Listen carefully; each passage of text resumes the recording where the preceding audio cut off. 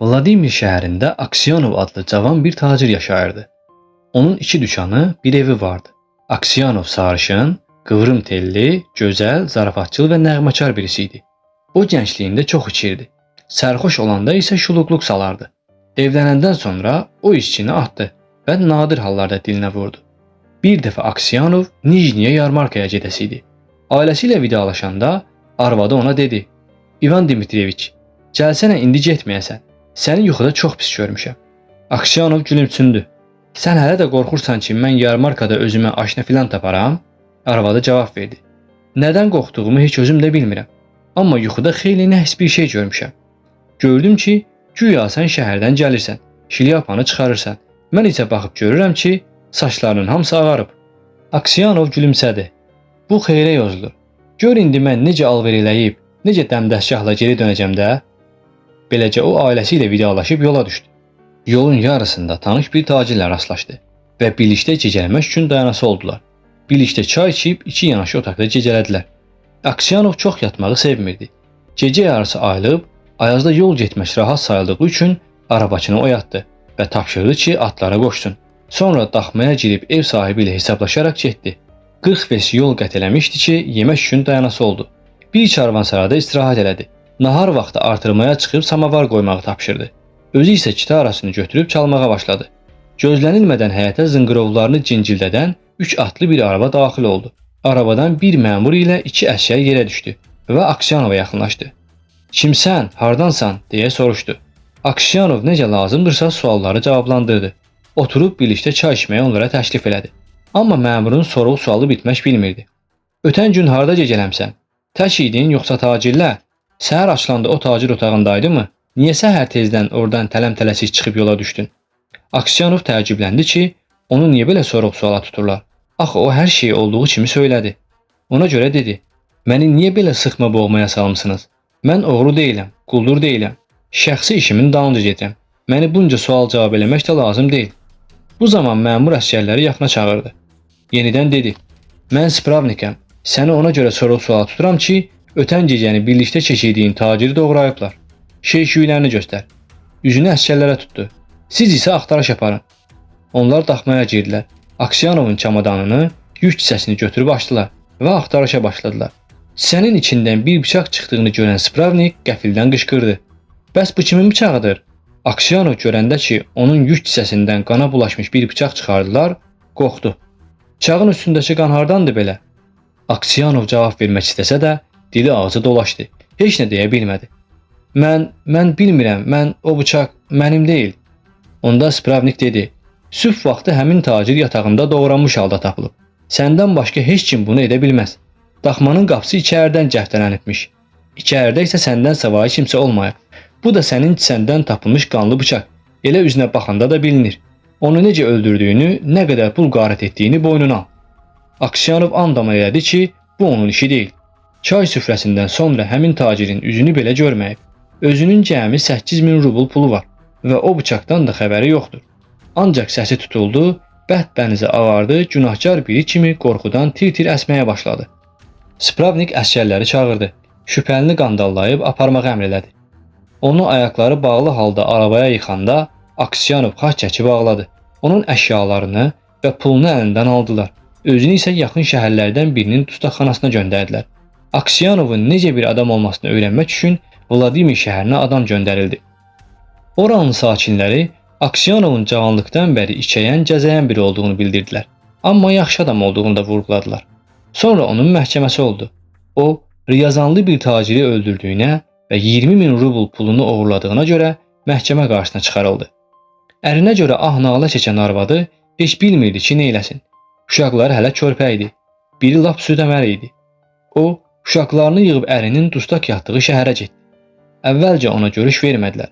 Sonra rəisdən xahiş minnət etdi və onu ərinin yanına gətirdilər. Ərini quldurlarla yanaşı dustaq qiyafəsində, qolları zincirli halda görəndə qadın qəşş edib yerə yıxıldı. Uzun müddət huşu başına gəlmədi. Sonra o balalarını başına yığıb ərinin böyründə oturdu.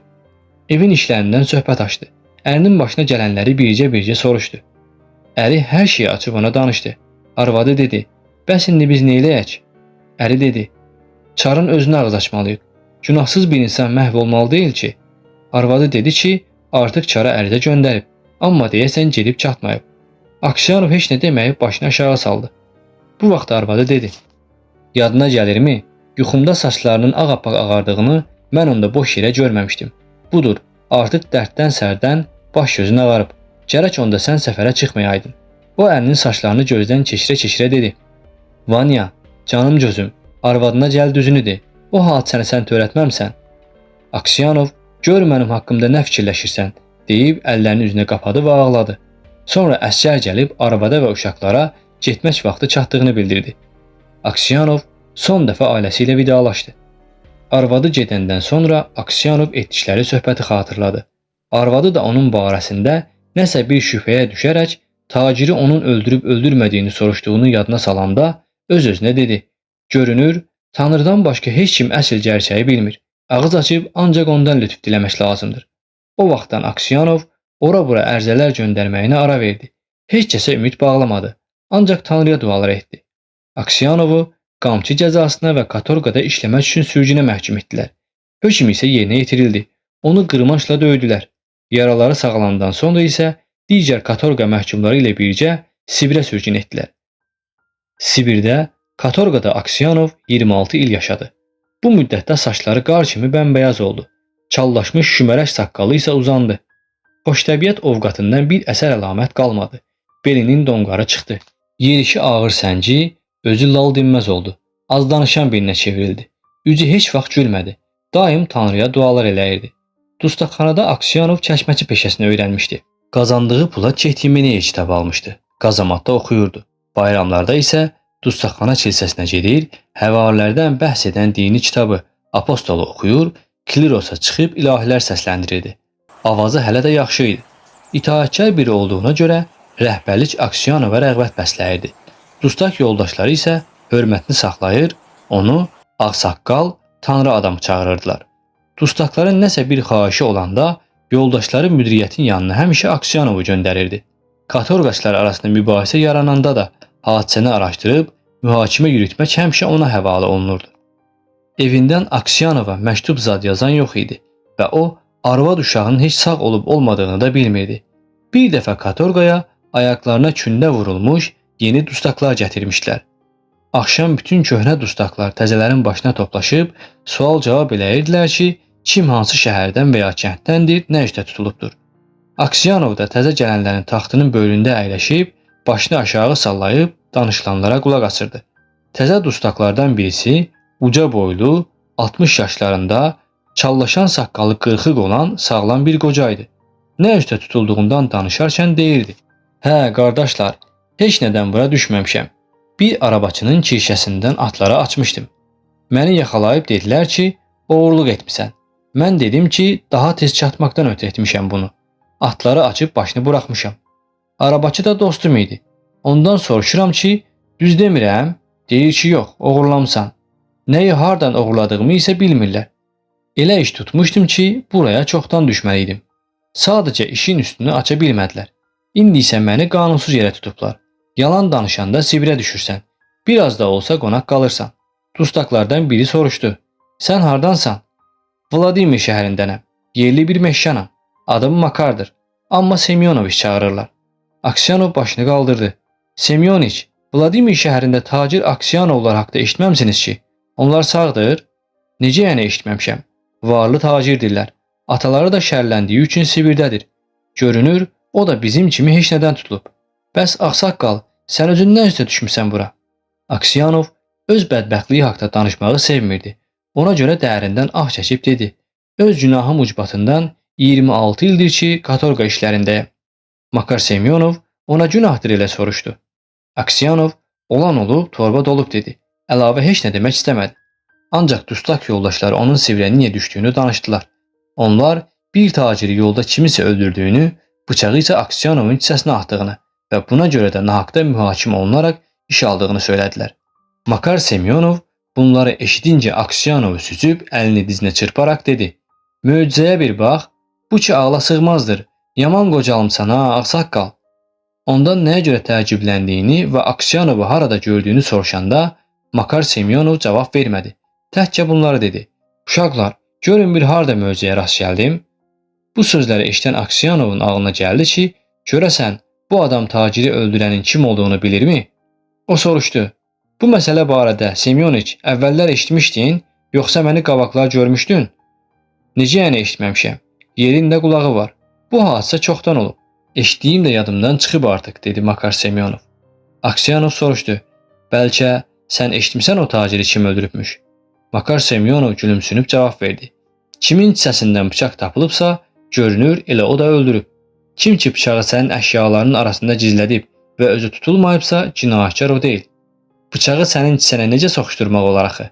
Axı o kisənin başının üstündən asılıbmış. Hər halda bıçaq ora qoyulanda eşitmiş olardı. Aksiyanov bu sözləri eşitincə düşündü ki, taciri öldürən elə bu adamdır.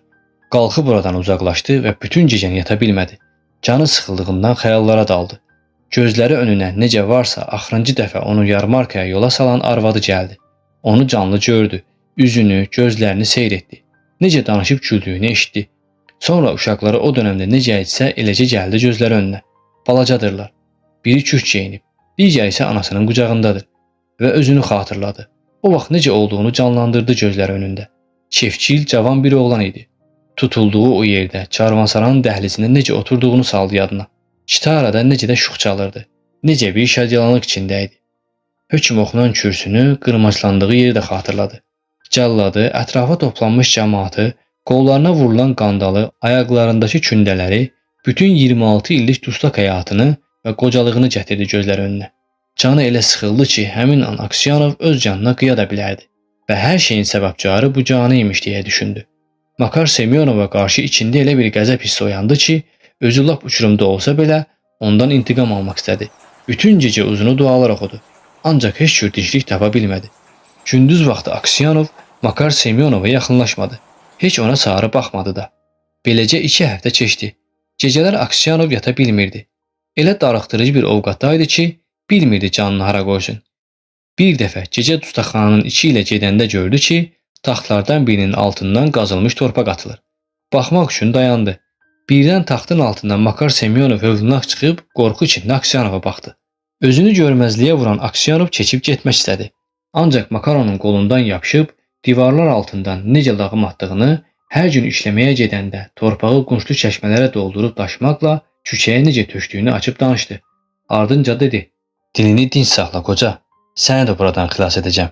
Ancaq bax, ağzından qaçırsan və mən ələ keçsəm, səni elə belə buraxmayacağam, öldürəcəm." Aksiyanov bu yaramazı görəndə hirsindən əsim-əsim əsdi. Qolunu onun əlindən dartıb çıxardı və dedi: "Mənim buradan xilas olub qaçmağımın daha heç bir mənası yoxdur. Həm də öldürülməyimə ehtiyac qalmayıb. Sən məni çoxdan öldürmüsən. Sənin barəndə nəsə deyib deməyəcəyim isə Tanrının lütfündən asılıdır." Növbəti gün dustaqları işi aparanda əsgərlər Makar Semyonovun çölə torpaq boşaltdığını gördülər. Dustaqxanada axtarış aparıb o lağımı tapdılar. Rəis dustaqxanaya gəlib lağımı kimin qazdığı ilə bağlı hamını bir-bir sorğu-suala tutdu. Heç kim boynuna almadı. Bilənlər isə Makar Semyonovu satmadı. Çünki bu işə görə o ki var döyüləcəklərini anlayırdılar. Bu zaman rəis üzünü Aksiyanova tutdu. Aksiyanovun ədalətli bir adam olduğunu bildiyinə görə soruşdu. "Ağsaqqal, sən təmiz adamsan. Tanrı eşqinə, düzünü də görüm, bunu kim edib?"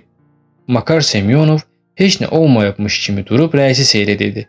Aksiyanova sarı isə baxmırdı. Aksiyanovun əlləri titrəyirdi. Dil dodağı əsirdi. Uzun müddət heç nə deyə bilmədi. Düşünürdü ki, məni məhv etmiş bir adamı niyə ələ verməyib əməlini ört-basdır etməliyəm ki? Qoy o da mənə verdiyi əzabların əvəzini ödəsin. Bircə sözümlə onu dərhal qamarlayacaqlar. Görəsən, nahaq yerəm onun haqqında bu cür düşünürəm. Bəyəm sonra mənə asan olacaq? Rəis bir də təkrarladı. "Hə, ağsaqqal, düzünü söylə görüm lağımı atan kim idi?" Aksiyanov Makar Semyonovu süzüb dedi: "Mən görməmişəm və bilmirəm." Beləcə lağım atanın kim olduğu üzə çıxmadı. Növbəti gecə Aksiyanov taxtında uzanıb təzəcə müjləyirdi ki, kiminsə onun tərəfə gəldiyini gördü. Həmin adam yaxınlaşıb onun ayaq tərəfində oturdu. Aksiyanov qaranlıqda göz yetirincə Makarı tanıdı. "Məndən daha nə istəyirsən?" dedi. "Burada nə işin var?" Makar Semyonov sustu. Aksiyanov dikəlib, "Nə istəyirsən?" deyə təkrarladı. "Çıx get, yoxsa əsgərləri çağıracağam." Makar Semyonov Aksiyanova sarı əyilib pıçıltıyla: "İvan Dmitriyeviç, məni bağışla" dedi. Aksiyanov, "Səni niyə bağışlamalıyam ki?" soruşdu. "Taciri mən öldürmüşdüm.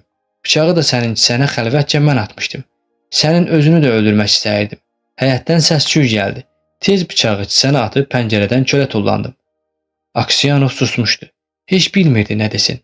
Makar Semyonov taxtdan yerə düşdü. Onun önündə diz çöküb dedi: İvan Dimitriyeviç, bağışla məni. Tanrı xatirinə bağışla. Burada boynumu alıb bildirəcəm ki, o taciri mən öldürmüşəm. Səni azadlığa buraxacaqlar. Qayıdacaqsan ev eşiyinə. Aksyanov dedi: Demək asandır, amma nələr çəkdiyimi təkcə özüm bilirəm. Bəs çıxsam hara gedəcəm? Arvadım ölüb. Uşaqlarımın yadından çıxmışam. Gedəcək bir yerim də yoxdur. Makar Semyonov köşdüyü yerdən qalxmadı. Başını torpağa döyəşləyib, İvan Dimitriç, bağışla. Üzünə də baxa bilmirəm. Mən qırmaçlananda da heç bu cür zülüm çəkməmişdim. Sənin mənə rəhmin gəldi, satmadın. İsa xatirinə bağışla məni.